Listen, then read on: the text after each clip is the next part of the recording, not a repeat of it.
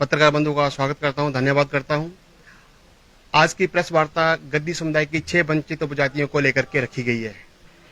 कल का दिन हमारे लिए, हमारे समुदाय के लिए एक ऐतिहासिक दिन था कि पहली बार गद्दी समुदाय की 6 वंचित उपजाति जो कई वर्षों से संघर्ष कर रही थी, जिसका मुद्दा कल विधानसभा में लाया गया। सबसे पहले मैं केवल सिंह पठानिया जी, विधायक शाहपुर का धन्यवाद करना चाहता हूं, जिन्होंने नियम 324 के अंतर्गत हमारे मुद्दे को विधानसभा पटल पर रखा।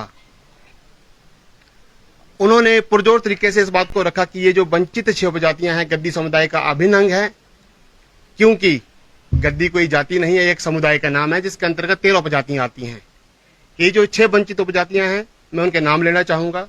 बाडी, हाड़ी, सिपी, ढोगरी, रिहाड़े और लोहार। यह गद्दी समुदाय का एक अभिन्न अंग है, जिनकी भाषा, बोली, रहन सहन, व्यवसाय, देवी देवता, पूजा पाठ, जन्म से लेकर मृत्यु तक एक ही इनके रिचुअल्स हैं।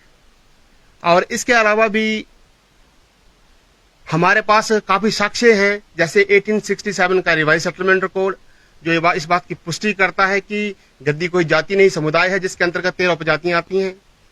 और ये समुदाय काफी वर्षों से संघर्ष कर रहा है कि राजस्व अभिलेख में हमारे साथ गद्दी शब्द को जोड़ा जाए।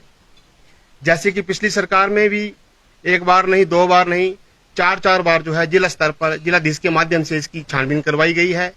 और हर एक बार जिलाधीश कांगड़ा ने लिख करके भेजा है कि ये वंचित 6 उपजातियां जो है गद्दी समुदाय का अभिन्न अंग है तथा इनके साथ गद्दी शब्द जोड़ा जाना प्रस्तावित है और आगामी आदेश हमें दिए जाएं। लेकिन कोई भी आदेश पिछली सरकार द्वारा नहीं दिया गया।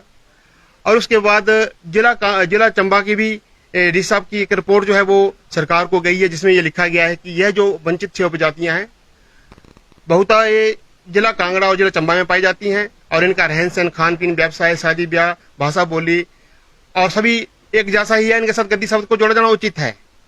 बावजूद इसके भी सरकार ने कोई संज्ञान नहीं लिया और ये सिर्फ ऐसा ही हमें बताया कि ये जल्द सरकार इसके ऊपर कार्रवाई करेगी, लेकिन पिछली सरकार ने कोई कार्रवाई नहीं की, जबकि उन्होंने 4-5 बार जो है वो इंक्वायरी करवाई है।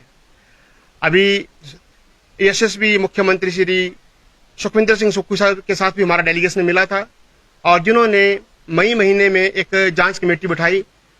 सचिव स्तर के अधिकारियों ने पब्लिक हियरिंग की। पालमपुर, धर्मशाला, भरमौर और चंबा, इन सभी जगहों पर जाकर एक जांच कमेटी जो सचिव स्तर की बनी थी, उन्होंने भी एक अपनी रिपोर्ट तैयार की है, जिसकी कॉपी हमें नहीं मिली है और वो सरकार के पास अभी पड़ी हुई है। मैं केवल सिंह पठानिया का बहुत बहुत धन्यवाद करता हूं, जिन्होंने हमारे दर्द को समझा और उसे विधानसभा में उठाया।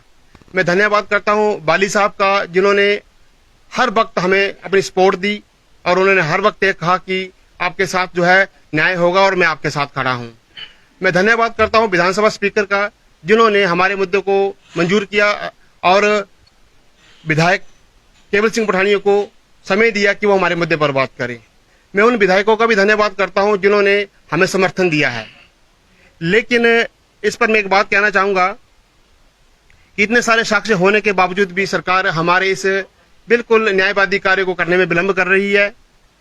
1867 का रिवाइज सेटलमेंट रिकॉर्ड की कॉपी उसके में लगी हुई है। सचिव स्तर की रिपोर्ट्स, डीसी स्तर की रिपोर्ट्स, कई 25 से 30 पंचायत के प्रधानों ने भी लिख करके दिया कि गद्दी समुदाय के लोग हैं। मेयर धर्मशाला ने भी अपनी रिपोर्ट में कहा कि गद्दी समुदाय के लोग हैं, इनके साथ जल्द से जल्द जो गद्दी शब्द को जोड़ा जाए। ऐसा भी नहीं है कि ये जो वंचित 6 उपजातियां जो मांग कर रही हैं कि नए सिरे से इनके साथ गद्दी शब्द लगाना है।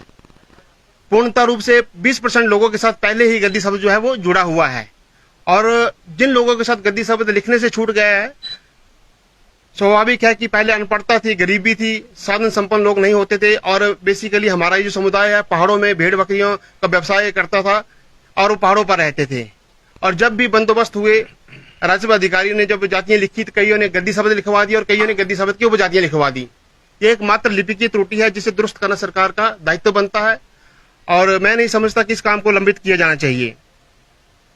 और जिस तरह से कल ये सदन में बात रखी गई थी और इसके जो रेलिवेंट मंत्री हमारे से जगत सिंह नेगी जी हैं, जिन्होंने अपना जो वक्तव्य रखा, उससे हमारा समाज कहीं ना कहीं असंतुष्ट है, सेटिस्फाई हम लोग इसमें नहीं हैं। उन्होंने कहा है कि ये भरमौर से जो लोग माइग्रेट हुए हैं और वो लोग कोर्ट में जाकर के, न्यायालय में जाकर के इसका दुरुस्ती करवा सकते हैं। न्यायालय का दरवाजा, हमारे समाज के लोगों को कहना कि न्यायालय का दरवाजा हमने भी देखा। अगर न्यायालय की बात करनी थी तो सरकार पिछले कई वर्षों से इतनी जांच पड़ताल क्यों करवा रही है। हम सरकार से ये उम्मीद करते हैं कि जल्द से जल्द इन साक्ष्यों के आधार पर, और जैसा कि रेवेन्यू मंत्री ने कहा भी है, राजस्व मंत्री ने कहा भी है कि एक जो सचिव स्तर की जो हमारी छानबीन की एक कॉपी है वो अभी तक वांछित है, वो हमारे पास नहीं आई है।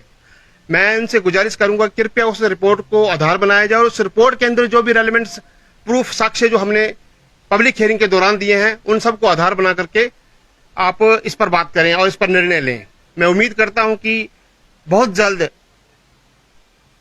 ठाकुर सुखविंदर सिंह की सरकार जो है इस लंबित मांग को जो वर्षों से लटका के रखी है, हमें पूरी उम्मीद है कि ये जल्द इस पर निर्णय लेगी और हमारे लोगों के साथ न्याय करेगी। इससे पहले भी आप जयराम ठाकुर से मिले थे, पूर्व मुख्यमंत्री से, उन्होंने भी आश्वासन दिए, तो ऐसे में फिर से आप मुख्यमंत्री से मिले, क्या लगता है इस बार भी आश्वासन न रह जाए? देखो, आश्वासन तो एक अभिशाप है, लेकिन एक उम्मीद के सहारे हम लोग काम कर रहे हैं, क्योंकि हमारा पास रास्ता कोई नहीं है। सरकारों से हमारी ये मांग रहेगी कि जस्टिफाइड काम इस पर जल्द से जल्द अमलीजामा पहनाया जाए। ना जाने जयराम ठाकुर के समक्ष क्या परेशानियां रही हैं। उन्होंने तो हमें 3-4 बार यह कहा है कि आपके काम को मैं जल्द कर दूंगा। मुझे नहीं लगता कि उन्हें विलंब करना चाहिए, देरी करनी चाहिए थी। वो वही जानते हैं, उसका जवाब कभी आप उन्हीं से पूछिएगा कि आपने ये काम क्यों नहीं किया। लेकिन सुखविंदर सिंह सुक्खू की सरकार से हमें उम्मीद है कि वो जरूर इस काम को अमलीजामा पहनाएगी। इसके बाद भी अगर आपकी मांगे नहीं मानी गई और इस पर कोई कार्रवाई नहीं की गई, आगामी रणनीति जो है आपके समुदाय की किस तरह से रहने वाली है? हमने ठाकुर सुखविंदर सिंह सुक्खू के साथ यह बात रखी है कि यदि आप हमारे इस काम को अमलीजामा पहना देते हैं तो हम एक आभार रैली के रूप में आपका धन्यवाद करेंगे। यदि आप इस काम को नहीं करते हैं तो एक आक्रोश रैली के रूप में आपको जो है वो दंश झेलना पड़ेगा।